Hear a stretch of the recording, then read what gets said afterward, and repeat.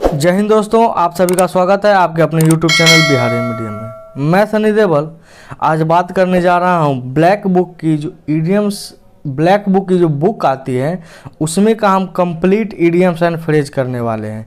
यानी एक एक इडियम्स का डिस्कशन करने वाले हैं और हम यहाँ पर ना ही इसका कोई मीनिंग लिखे हैं और न ही इसका कोई इंग्लिश मीनिंग और हिंदी मीनिंग में से कोई लिखे हैं। यहाँ पर हम खुद डिस्कस करेंगे और ये आप विश्वास रखिए, आप 1 से 1.5 महीना, हम लगभग 25 या 30 हर डे डिस्कशन कराएंगे। 1 महीना आप मेरे साथ ये डिस्कशन लगातार देखिए, आपका इडियम्स हम गारंटी लेते हैं, एक भी इडियम्स नहीं फंसेगा।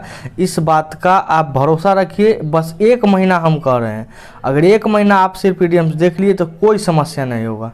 तो चलिए बिना कोई विलम्ब किए हुए क्लास को समझते हैं। पहला इडियम्स बोल रहा है ए बैड हेयर डे। अब इस इडियम्स को याद करने से पहले हमेशा एक बात याद रखिएगा, इडियम्स का अलग से मीनिंग नहीं होता है। इडियम्स का अलग से मीनिंग नहीं होता है। इसका मीनिंग जो होता है वो आपके जो गिवन सेंटेंस होता है उसी में से खोजना होता है। तो बस उसी को समझिए और ये ऑटोमेटिक आपको याद हो जाएगा। कभी भी इडियम्स बनाइए तो बस जो दिया हुआ है उसी में से सेंस निकालिए, और जो सेंस निकल गया, बस सेंस निकालने आ गया तो इडियम्स भी आपको याद हो जाएगा। और याद रखिएगा, ये जो इडियम्स है, चाहे आप स्कूल लेवल की तैयारी करते हो, चाहे आप एकेडमिक की तैयारी करते हो, चाहे आप ग्रेजुएशन की तैयारी करते हो, यानी जो भी स्कूल लेवल पर फॉर्म आती है या एकेडमिक लेवल या ग्रेजुएशन लेवल, वो हर चीज़ को कवर कर जाएगा। सिवाय ये बैंकिंग का थोड़ा सा पार्ट कवर नहीं कर पाएगा, क्योंकि बैंकिंग का थोड़ा सा नेटवर्क अलग है और ये बाकी सब का सेम है। तो आप चाहे एयरफोर्स, नेवी हो गया या एसएससी का भी कोई एग्जाम, और ख़ासकर जो ब्लैक बुक है जो निखिल गुप्ता ने लिखा है, हम उनका नाम भी बता देते हैं, बहुत अच्छी किताब है। एसएससी का एक कंप्लीट पैकेज वोकैब का कह सकते हैं कि उसने प्रीवियस ईयर जितना भी अभी तक एसएससी द्वारा प्रीवियस ईयर पूछा गया उन सभी को एक बुक में कंपाइल कर दिया गया है और सिस्टमेटिक ढंग से है। बच्चों को काफ़ी समझ में आता है और ये आसानी से ही याद होने वाला भी है। तो चलिए इसको समझते हैं। अब पहला है ए बैड हेयर डे। अब मान के चलिए दिन है, डे का मतलब होता है दिन, और कैसा निकल जाए बैड हेयर। मान के चलिए कोई दिन आप बाल संवार कर निकले और जैसे ही निकले आपका बाल खराब हो गया। आपका बाल जब खराब होगा तो आपको कैसा फील होगा? लगेगा कि मेरा सारा दिन खराब हो गया है। अब मान के चलिए हम सुबह सुबह उठते हैं, ऑफिस की ओर जाते हैं और बाल संवारते हैं और बाल ही खराब हो जाए जाते वक्त, तो अनकंफर्टेबल सारा दिन महसूस होगा। यानी वो सारा का सारा दिन आपको ऐसा फील होगा कि मेरा पूरा का पूरा दिन ये क्या हो गया, खराब हो गया। अब जैसे ही ये बात आपको समझ में आ गया कि मेरा सारा दिन खराब हो गया, इसका मतलब आप इडियम्स के मीनिंग को समझ गए। यानी आप इसका अर्थ को अगर बात की जाए तो अगर हिंदी मीनिंग की बात की जाए तो इसका मतलब हो सकता है खराब दिन, मनहूस दिन, बुरा दिन के सेंस में आ सकता है। यानी इसका जो मीनिंग होगा वो बैड डे के सेंस में आएगा। अब ऑप्शन या रटने का कोई ज़रूरी नहीं कि ऑप्शन क्या है, कोई बुक में ऑप्शन क्या दिया उससे बदलो। अब जैसे ही इसका मतलब खराब के सेंस में आया तो ऑप्शन में आप पकड़ ही लीजिएगा कि उसका मीनिंग क्या हो रहा है। बस इसी तरीक़ा से सारा इडियम्स को कवर करना है। नेक्स्ट इडियम्स को देखते हैं। नेक्स्ट है ए बैड पैच। अब देखिए बैड पैच, एक तो बैड पहले से ही कह रहा है कि बैड बुरा, और ऊपर से पैच। पैच का मतलब होता है, मान के चलिए कोई मेरा जीन्स शर्ट फट गया है तो उसके ऊपर ये फटा हुआ है, ये जो व्हाइट वाला इतना पार्ट देख रहे हैं ये फटा हुआ है। अगर इसी के ऊपर हम एक पैच मार देते हैं तो आपका दिन पैच मारने वाला कैसा जा रहा है? तो हो सकता है आप उस बुरे वक्त से गुजर रहे होंगे, अच्छा वक्त नहीं चल रहा होगा। अगर अच्छा वक्त चल रहा होगा तो इसका मतलब आप नया खरीद लीजिएगा। देखते हैं अभी थोड़ा भी फटता है, नया नया खरीद लेता है। खैर अब तो फैशन चल गया है, ट्रेंड चल गया है फटा हुआ पहनने का, मगर पहले की बात करते हैं तो ये कह सकते हैं कि आप खराब दिन या बुरे वक्त का निशानी होता है। बुरे वक्त के सेंस में आप इसे ले सकते हैं, बुरे वक्त। यानी ए बैड पैच का मतलब हो गया बुरा वक्त, कहने का मतलब कह सकते हैं कि एक ऐसा ए डे ऑफ डिफिकल्टी के सेंस में कह सकते हैं, ए डे ऑफ डिफिकल्टी, यानी एक ऐसा दिन जब आप कठिनाइयों के दौर से गुजर रहे होंगे, तभी तो आपको पैच लगाकर जीवन जीने का मतलब मजबूर है, नहीं तो आप अन्यथा नया भी खरीद सकते हैं। तो इस बात को ध्यान रखिएगा। नेक्स्ट इडियम है ए बी हाइव। अब बहुत ही आसान है और याद रखिएगा, हम टोटल इडियम ब्लैक बुक में जो जो लिखा हुआ है हम सबका सीरियल वाइज कराना है, एक भी हम अपना मन से ऐड नहीं किए। ए बी हाइव, अब बी का मतलब होता है मधुमक्खी, अब मधुमक्खी का खोता यानी कि हाइव, हाइव का मतलब होता है, देखिएगा उसका खोता कुछ इस प्रकार रहेगा, एक स्क्वायर के फॉर्म में उसका खोता होता है। अब खोता होता है यानी कि उसका जो घोंसला होता है उसमें देखिएगा कि एक मधुमक्खी कभी भी नहीं रह सकती है, उसमें बहुत सारा मधुमक्खी रहती है, बहुत मधुमक्खी। तो जब बहुत आदमी रहेगा तो वहाँ पर क्या हो जाएगा, ट्रैफिक आएगा, यानी कि वह बिजी के सेंस में आ जाएगा। मान के चलिए अभी एक आदमी है तो कोई दिक्कत नहीं है, मगर 20 आदमी इसी क्लासरूम में हम रख देते हैं तो एक प्रकार का व्यस्तता आ जाता है, नेस्टी के सेंस में आ जाता है, यानी आप इसका मतलब बिजी के सेंस में कह सकते हैं। ए बी हाइव का मतलब होता है बिजी प्लेस, बिजी थिंग, कुछ भी, मगर ये इडियम्स का मतलब बिजी के सेंस में ही आएगा। नेक्स्ट इडियम है ए बिग ड्रॉ। देखिए ड्रॉ का मतलब ही होता है, ड्रॉ का ही मतलब होता है, मान के चलिए ये कोई पार्ट है तो ना ही ये जीत रहा है ना ही ये जीत रहा है, ये भी इक्वल है और ये भी इक्वल है। जब दोनों इक्वल होता है तो ड्रॉ, और ड्रॉ भी हो रहा है तो कैसा, बड़ा सा ड्रॉ हो गया। तो आप जानते होंगे आईपीएल हो गया या कार, मान के चलिए आईपीएल हो रहा है, एक मैच खेला गया किसी टीम के बीच, वो ड्रॉ हो गया तो थोड़ा सा अट्रैक्शन बनता है कि चलो भाई ड्रॉ हो गया है मैच, सुपर ओवर देखने को मिलेगा। मगर मान के चलिए कोई सुपर ओवर हुआ और वो भी ड्रॉ हो गया, तब तो और अट्रैक्शन बनेगा कि नहीं, डबल सुपर ओवर हो रहा है, तो इसका मतलब हो सकता है कि और उसमें अट्रैक्शन, आप अट्रैक्ट हो रहे हैं। ए बिग ड्रॉ का मतलब कह सकते हैं आप ए बिग अट्रैक्शन के सेंस में ले सकते हैं कि एक बड़ा सा अट्रैक्शन होगा। अरे जब तक अट्रैक्शन नहीं होगा भाइयों तब तक कैसे आप जानिएगा कि वो बड़ा सा ड्रॉ हो रहा है। ड्रॉ का मतलब भी हो रहा है कि ना आप जीत रहे हैं ना हम जीत रहे हैं, मगर एक अट्रैक्शन और ड्रॉ, अट्रैक्शन आपको हमेशा करता है। आईपीएल का ड्रॉ होगा तो आपको हमेशा अट्रैक्ट करेगा, इस बात को ध्यान रखिएगा। नेक्स्ट इडियम है अ बर्ड्स आई व्यूज। हम हमेशा बोलते हैं, हमेशा इडियम्स को एक बार दो बार पढ़िए और उसको अर्थ को समझिए। बर्ड्स आई व्यू, व्यू का मतलब होता है नज़र, जो आप देखते हैं, अच्छा नज़र से देखिए, बुरा नज़र से देखिए, आपका नज़रिया होता है कि आप कैसा देख रहे हैं, तो ये व्यू है। अब व्यू है बर्ड्स, तो आप देखते होंगे बर्ड्स कभी भी एक जगह ज़्यादा देर तक नहीं देखेगी, वो दौड़ इधर दौड़ इधर दौड़ इधर दौड़ इधर देखते, माने उसका निगाह जो होता है ना कहीं एक प्रकार से टिक ही नहीं सकता है, तुरंत इधर तुरंत, यानी क्षणिक होता है, वो तुरंत चेंज कर लेता है। तो इसका मतलब आप कह सकते हैं एक ऐसा नज़ारा, एक ऐसा व्यू जो परमानेंट ना हो, इंस्टेंटली बदलता हो, कंटिन्यूअसली चेंज होता हो। तो यहाँ पर अगर इसका एग्जैक्ट हिंदी मीनिंग की बात की जाए तो इसको आप हिंदी में करते हैं सरसरी निगाहें, सरसरी निगाहें, यानी आप किसी चीज़ को कंटिन्यूअसली नहीं वॉच कर रहे हो, बस ऊपर झापर से आप देख रहे हैं, उसी को कहते हैं बर्ड्स आई व्यूज। अब इस इडियम्स में क्या ऐसा है जो आपको रटने का मजबूर कर देगा, तो हम बोलेंगे कुछ भी नहीं है, बस आप सिंपल सा इसको 2 बार 3 बार पढ़िए और उसी का अर्थ समझिए, बस यही होता है इडियम्स।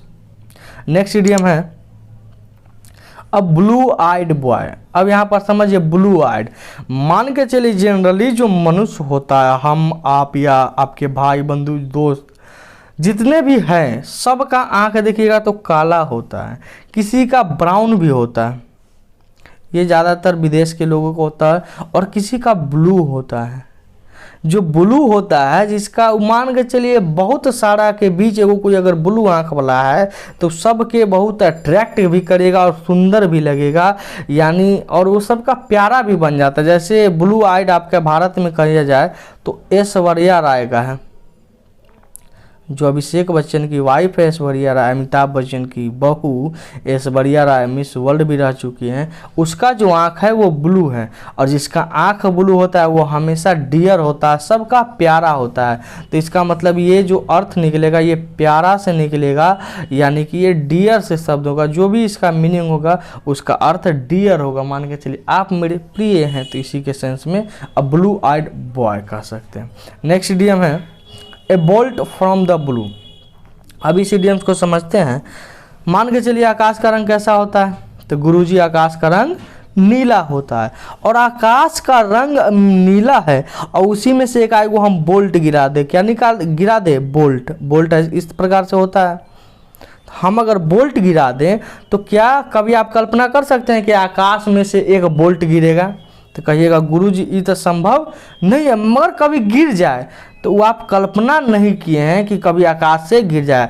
तो कोई ऐसा चीज़ जो आप नहीं कल्पना किए हैं, जो आप कभी नहीं सोच सकते हैं, जो एक्सपेक्ट नहीं कर सकते हैं, इसी के लिए कहते हैं अनएक्सपेक्टेड थिंग। कोई ऐसा चीज़ जो अनएक्सपेक्टेड हो, जिसको आप अनएक्सपेक्ट किए हैं कि यही होगा मगर वो नहीं हो गया, उसी को कहते हैं ए bolt from the blue, unexpected thing. इस बात को समझिएगा। नेक्स्ट है ए बोन ऑफ कंटेंशन। यहाँ पर थोड़ा सा मिस्टेक हो गया, यहाँ पर होना चाहिए ए बोन ऑफ कंटेंशन। अब बोन याद रखिएगा, हड्डी हमेशा लड़ाने के लिए ही दिया जाता है, यानी जब भी किसी को फाइट कराना है दो बीच में, यानी कलह करवाना है, तो हड्डी डाल दीजिए, चारा डाल दीजिए, कोई ऐसा चीज़ डाल दीजिए जो दोनों को लालची हो, वो अपने लड़ेगा, और जब लड़ेगा तो तीसरा का हमेशा फ़ायदा होता है। इसीलिए कहा जाता है कि कभी भी आपसी मतभेद नहीं रखना चाहिए, अपनों से शांति से बात रखना चाहिए। समस्या सबके पास होता है, कोई निखर जाता है तो कोई बिखर जाता है, इस बात को हमेशा याद रखिएगा। और कंटेंट का मतलब ही होता है बालक झगड़ा, तो आप यहाँ से भी समझ सकते थे। अगर कंटेंट का मतलब पता था झगड़ा, तो तब तो इडियम्स और आसान होगा, मगर फिर भी नहीं पता तो ये बोन पकड़िए। बोन का मतलब होता है हड्डी, और हड्डी हमेशा लड़ाई झगड़ा विवाद के लिए ही डाली जाती है, इस बात को भी आप बखूबी याद रखिएगा। नेक्स्ट इडियम है अ बर्निंग क्वेश्चन। अ बर्निंग क्वेश्चन, यहाँ पर समझिएगा अ बर्निंग क्वेश्चन, क्वेश्चन कैसा है, बर्न कर रहा है। तो आप कहिएगा कि ऐसा क्या क्वेश्चन है कि बर्न कर रहा है, तो आपको समझ में आएगा कि ऐसा क्या बात है कि कुछ तो खास बात है कि क्वेश्चन जल रहा है। अब कुछ क्वेश्चन है मगर बर्निंग क्वेश्चन है, जलता हुआ। कोई ऐसा बात हो गया, मान के चलिए आप कोई गलत काम करके आया, उसी वक्त कोई आपको पूछ दे कि क्या करके आया है, तो आप में एक मतलब दूसरे तरह से फील आ जाता है। तो कहीं ना कहीं इस बर्निंग को क्वेश्चन तो है, और बर्निंग के मतलब आप समझ सकते हैं कि एक ऐसा क्वेश्चन जो महत्वपूर्ण हो, आप इम्पोर्टेंट के सेंस में कह सकते हैं। यानी एक महत्वपूर्ण चीज़, कोई महत्वपूर्ण क्वेश्चन भी हो सकता है, मगर ये बर्निंग क्वेश्चन, क्वेश्चन क्यों जल रहा है, ये महत्वपूर्ण है। क्वेश्चन को जलना नहीं है, क्वेश्चन है सीधा सा रखता है, जलते क्यों है क्वेश्चन से, तो कहीं ना कहीं ये महत्वपूर्ण क्वेश्चन है आपके लिए, तभी तो आपके दिल में बेचैनी हो गई, जलन हो गई, इस बात को याद रखिएगा। नेक्स्ट इडियम है ए केक वॉक। अब केक वॉक, अगर ये सीधा सा समझिएगा, केक वॉक, अगर हम बोले कि ये केक है, हैप्पी बर्थडे, ये केक है, इसमें मान के चलिए कोई आप नाम लिख देते हैं। अब इस पर चलना आसान है या मुश्किल है, तो कहिएगा कि केक वॉक। गुरुजी केक पर चलना बहुत आसान, मान के चलिए थोड़ा सा केक है, बिछा दिए, तो वो केक काटना भी आसान है, उस पर चलना भी आसान है। केक वॉक का मतलब होता है कोई ऐसा चीज़ जो बहुत ही आसान हो, इजी वे हो, आसानी से किया जा सकता होगा, आप आसानी से उस चीज़ को कर सकते हैं, इसीलिए इसका मतलब होता है एक केक वॉक, या एक ऐसा चीज़ जो आसानी से किया जा सकता है, easy way, easy thing, easy कुछ भी हो सकता है। Next idiom A carrot and stick approach. इस इडियम्स को प्यार से समझिएगा। कैरोट एंड स्टिक, देखिए अप्रोच का मतलब होता है जो आप मेथड अप्लाई करते हैं, जो आप मेथड अप्लाई करते हैं। अब मेथड अप्लाई हमको करना है, और कैरोट भी लगाना है, स्टिक भी लगाना है, यानी एगो प्लस भी देना है और एगो माइनस भी देना है, एगो प्लस और माइनस। मान के चलिए कोई ऐसा आदमी होगा जो गाजर यानी मीठा खा के भी आपका बात मान जाए, और कोई ऐसा आदमी होगा जो आपको मीठा नहीं, ओकरा लात के भूत है बातें से मानेगा। एगो कहावत है, लात के भूत बात से नहीं मानता है। तो लात का भूत लाते से मानेगा, बात से नहीं मानेगा। तो वही बात है कि कैरोट एंड स्टिक अप्रोच, अगर चाहे आप ऐसा अप्रोच लगाइए कि कोई मीठा खाकर लग जाए, अगर कोई मीठा खाकर नहीं है तो उसको तो अंत में तो डंटवा घुसरबे करेंगे। वही बात हो गया एक कैरोट एंड स्टिक अप्रोच, कि एक ऐसा अप्रोच जिसमें सब कुछ हो, साम दाम दंड भेद। इसका मतलब समझ सकते हैं, साम दाम दंड भेद, यानी कि एक ऐसा अप्रोच होना चाहिए जिसमें साम भी हो, दाम भी हो, दंड भेद। अभी एक कहावत है, साम दाम दंड भेद, का मतलब हो जाता है कि कोई भी मेथड अप्लाई हो जाना चाहिए, बस वो अप्रोच को अप्लाई करना है, उसको हमको वहाँ पर इम्प्लीमेंट करना है, बस ऐसा अप्रोच होना चाहिए। तो कैरोट एंड स्टिक अप्रोच का मीनिंग हो गया एक ऐसा अप्रोच जिसमें किसी भी मेथड को आप अप्लाई कर सकते हैं, कुछ भी कर सकते हैं, मगर उसको अप्लाई करना ही करना है। इसी तरीक़ा से आप एग्ज़ाम को पास करना है तो बस आपको दिमाग में सेट होना चाहिए कि एग्ज़ाम को पास करना है। कैसे भी पास करना है, सुबह पढ़ना, शाम पढ़ना, रात पढ़ना है, बस पढ़ना है और समझना। इसी को साम दाम दंड भेद कहा जाता है। Next idiom, a child play. कहानी को समझते हैं, चाइल्ड्स प्ले, बच्चों का खेल। अब ईडीएम में तो कोई जाने नहीं है। ए चाइल्ड्स, बच्चों का खेल, बच्चों का खेल। अब बच्चों का खेल कैसा होता है, तो बच्चा वाला खेल खेलिएगा तो वो आसानी ना होगा, भारी थोड़ी होगा, मारपीट थोड़ी करेगा बच्चा। बच्चा है तो अब ही करेगा, कौवा उड़ मैना उड़ करेगा। तो ए चाइल्ड्स प्ले कौवा मैना वाला खेल, यानी आसान खेल, कोई टफ खेल जिसमें कोई माइंड सेट ना हो, जिसमें कोई माइंड का इम्प्लीमेंट ना हो। तो इजी के सेंस में आप इसको इजी वर्क के सेंस में ले सकते हैं। एक ऐसा चीज़ जो इजी हो, easy thing, a child's play easy thing, इस बात को ध्यान रखिएगा। नेक्स्ट इडियम है, a chip off the old block. A chip off the old block, यहाँ से समझिएगा। देखिए मान के चलिए ओल्ड ब्लॉक, यहाँ पकड़िए, इडियम्स को पकड़िए। ई ओल्ड ब्लॉक कोई एक ऐसा टुकड़ा जो बहुत सारा सदियों से रखा हुआ, उसमें से किसी को आप एक टुकड़ा ले लीजिएगा तो वो अनकंफर्टेबल होगा, हो सकता है वो गुस्सा भी जाए या ना भी दे। तो a chip off the old block का मतलब होता है कि आप जैसे इसमें से किसी एक को ले लेते हैं तो ओल्ड ब्लॉक में जो होता है, एक मिनट रुकिएगा दोस्तों,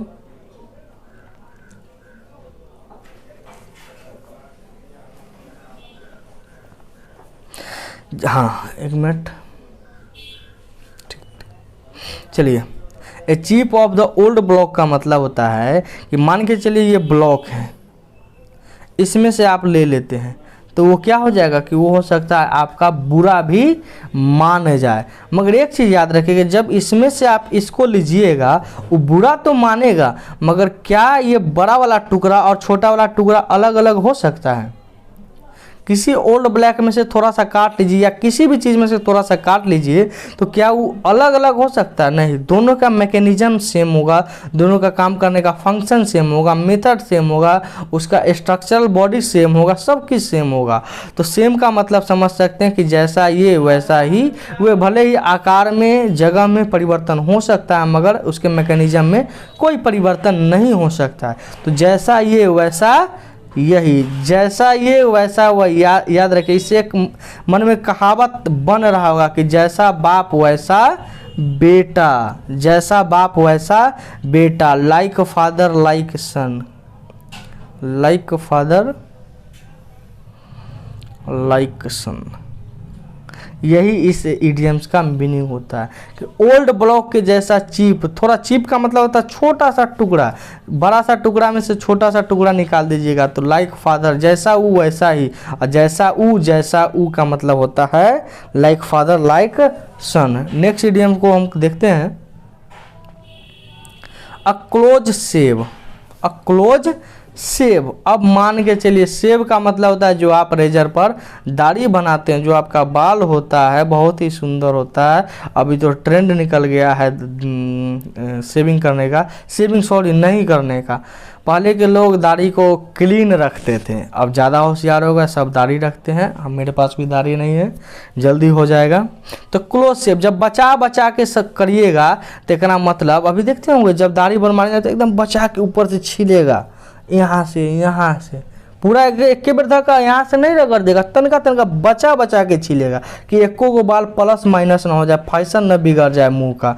वही बात होता है, बचा बचा के करना। A narrow scope, a narrow escape, इसका तो ये आपका एग्जैक्ट मीनिंग होता है, मगर इसका सिंपल सा भाषा बात किया जाए तो बचने का पर्याप्त जगह न होना, एकदम little small palace, small margin कह सकते हैं, मार्जिन जहाँ पर एकदम छोटा सा मार्जिन हो, गैपिंग एकदम थोड़ा सा हो, उसी के सेंस में आता है। क्लोज से एकदम बचा बचा के दाढ़ी करना, स्मॉल मार्जिन, नैरो स्केप, थोड़ा सा जगह के सेंस में आता है।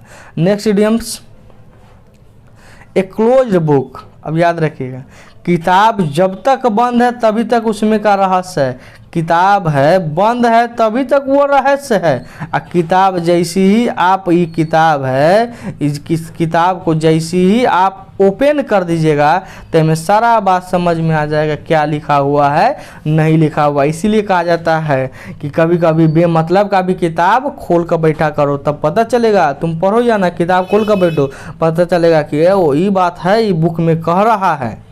तो इस बात को भी कवर करता है। किताब जब तक बंद है तब तक वो रहस्य है, और खुलने के बाद सारा रहस्य रिवील हो जाता है, उजागर हो जाता है। तो ये रिवील का मतलब नहीं होगा क्लोज है, बंद है, तो बंद है तो क्या होगा, रहस्य यानी कि मिस्ट्री। कुछ तो बात है जो किताब जब तक खोलिएगा नहीं तब तक जानिएगा कैसे। तो किताब को खोलिए, पढ़िए, मुस्कुराइए, फिर हम हैं। Next, a close fisted person. अब क्लोज फिस्टेड, अब इसका मतलब समझते हैं। फिस्टेड का देखिए, पर्सन का तो मतलब जानबे करते हैं व्यक्ति। अब फिस्टेड, फिस्टेड का मतलब होता है मुक्केबाज, मुक्केबाज। जो मुक्केबाज आदमी होगा वो एकदम सब काम अस्थिर से करेगा, और जो मुक्केबाज आदमी वो सारा चीज़ आपको दे सकता है मगर अन्न भोजन नहीं, उसमें कोई अति नहीं करेगा। वो एकदम कंजूस होता है, क्लोज होता है। क्लोज माने हम एकदम भोजन भात में कुछ नहीं देगा, वही टाइप से होता है क्लोज फिस्टेड। मुक्केबाज है, अब मुक्केबाज से खाना खा रहा है, जाइएगा कहिएगा कि लाओ तेरे भाई एक चिकन का लेग पीस दे दे, चिकन लेग पीस देगा? नहीं देगा। वो किसी भी सूरत में कोई भी चीज़ खाने का नहीं दे सकता है। तो आप इसी के सेंस में ले सकते हैं क्लोज फिस्टेड। और क्लोज फिस्टेड का मतलब ही हो जाता है, आप नहीं जानते हैं, पहली बार पढ़ रहे हैं तो इसका मतलब ही हो जाता है माइजर, यानी कि कंजूस। क्लोज फिस्टेड का मतलब होता है माइजर, और माइजर है तो एक माइजर पर्सन, एक कंजूस व्यक्ति, जो कंजूस व्यक्ति है। नेक्स्ट इडियम है अ कोल्ड फिश। अब कोल्ड फिश का मतलब होता है एक ऐसी मछली जो कोल्ड है, ठंडा, मान के चलिए मछली है, क्या मछली आई ठंडा है। तो जब ठंडा है तो आप इमेजिन करिए क्या इसमें जान है? सेंसलेस है। जब ठंडा है तो इसमें सेंसलेस, इसमें कोई भी प्रकार का सेंस नहीं हो सकता। आप इसको पका के फ्राई करके खा जाइए या फेंक दीजिए, वो कोल्ड ठंड पड़ चुका है, उसका प्राण जा चुका है, उसमें का सेंस है ही नहीं है। और जब सेंस ही नहीं है तो वो सेंसलेस है। उसका मतलब हो गया एक ऐसी मछली जिसमें कोई सेंस ना हो। आप इसका मतलब डेड से भी समझ सकते हैं कि जो मर चुकी है, जो अनकंफर्टेबल पोजीशन में हो या जो मरने के कगार पर हो, अंतिम स्थिति में हो, उसी के सेंस में आता है एक क्लोज फिश। नेक्स्ट इडियम्स आप देखते हैं, ए कुकू इन द नेस्ट। एक कुक्कू का मतलब तो जानते हैं कोयल, कोयल सी तेरी बोली आ, इस प्रकार का गाना है। एक कुक्कू इन द नेस्ट, मान के चलिए आप घोंसला बनाएं आप, और में एगो कुक्कू आ गई, कुक्कू मतलब कोयल, अभी के ज़माना में कोयल आना इतनी को बात नहीं है, बहुत ही रोमांटिक मूड हो जाता है। तो कुकू इन द नेस्ट, जब कोई घोंसला आप बनाते हैं उसमें एक कुकू आ जाती है तो आप एक्सपेक्ट नहीं कर सकते हैं, यानी अनएक्सपेक्टेड इंट्रूडर, एक ऐसा व्यक्ति जो आप, क्या कोयल को आप जानते हैं? नहीं। कोयल आपको जानती है? नहीं। एक ऐसा व्यक्ति जो जिससे परिचय बात नहीं हो, यानी आप कह सकते हैं इंट्रूडर, यानी एक ऐसा व्यक्ति जो अनजान हो, अनजान। अब अनजान का मतलब समझ रहे हैं कि अनजान का मतलब होता है जिसको आप न जानते हो, यानी वो भी आपको नहीं जानता होगा, हम भी उसको नहीं जानते हैं, उसी के लिए सेंस में आता है cuckoo in the nest. Intruder, अनजान के लिए ये इडियम्स का प्रयोग किया जाता है। नेक्स्ट क्वेश्चन, ए कट एवं समथिंग, बड़ा ही प्यारा इडियम्स है। ए कट एवं समथिंग, मान के चलिए कोई चीज़ है, अगर इसी पर हम थोड़ा सा कट मार देते हैं, जब इसी कट मार दिए तो और सुपीरियर हो जाता, और अच्छा हो जाता। मान के चलिए जो बढ़ई कारपेंटर वगैरह होता है वो देखिएगा जब अंत में सब कुछ हो जाएगा तो अंत में थोड़ा सा कट मार देगा। अब कट मारेगा तो उसमें एक परफेक्शन आ जाता है। जब परफेक्शन आएगा तो वो और भी चीज़ देखने में अट्रैक्टिव, मतलब द बेस्ट के सेंस में आप ले सकते हैं। यानी एक कट किसी भी चीज़ पर मारिएगा तो वो सबसे बेस्ट के सेंस में आ सकता है, सुपीरियर के सेंस में आता है। सुपीरियर, किसी से सबसे बेस्ट, किसी चीज़ पर कट मार देते हैं, मान के चलिए कोई चीज़ निकला हुआ है उस पर आप कट मार दिए तो वो कहीं ना कहीं अपने आप में एक बेस्ट रिजल्ट देता है। तो इसीलिए आता है ए कट एवं समथिंग, द बेस्ट या सुपीरियर के साथ हमेशा जिस भी शब्द का अंत आई ओ आर से हो उसके साथ आप टू का प्रयोग करते हैं। जैसे जूनियर, यहाँ पर ग्रामर का भी हम एक फंक्शन बता देते हैं, junior, to, senior, interior, exterior, इस प्रकार से। और याद रखिएगा दोस्तों, इस वीडियो को शेयर करना है, सिर्फ देखना नहीं है। जब तक आप शेयर नहीं करिएगा हमको मोटिवेशन नहीं मिलेगा कि लड़का लोग देख रहा है, पढ़ रहा है, सीख रहा है। तो इसको शेयर भी करना है और दोस्तों के साथ मिलकर इसको, इस चैनल को सब्सक्राइब भी करना है। अपने सब्सक्राइब नहीं करना, सबको सब्सक्राइब करवाना भी है। नेक्स्ट इडियम, ए डैम्प स्क्वीब। ए डैम्प स्क्वीब का मतलब होता है, डैम्प का मतलब आप जानते हैं गीला, डैम्प का मतलब होता है गीला। अब गीला है स्क्वीब, स्क्वीब का मतलब आप समझ सकते हैं एक ऐसा चीज़ जो अनर्गल टाइप से हो, जो सही टाइप से न हो, उसी के सेंस में आता है ए डैम्प स्क्वीब। ये 1 मिनट रुक जाइएगा।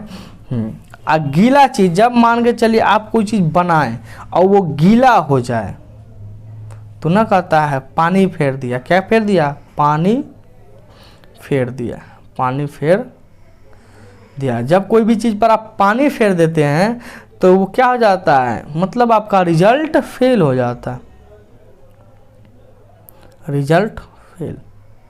तो याद रखिएगा, रिजल्ट फेल का मतलब हो सकता है कि निराशाजनक, आप उस रिजल्ट से सेटिस्फाइड नहीं है। डैम्प का मतलब होता है गीला। अब जब गीला का मतलब पानी फेर देना, जब पानी फिर गया है तो इसका मतलब कि अब कुछ नहीं हो सकता है।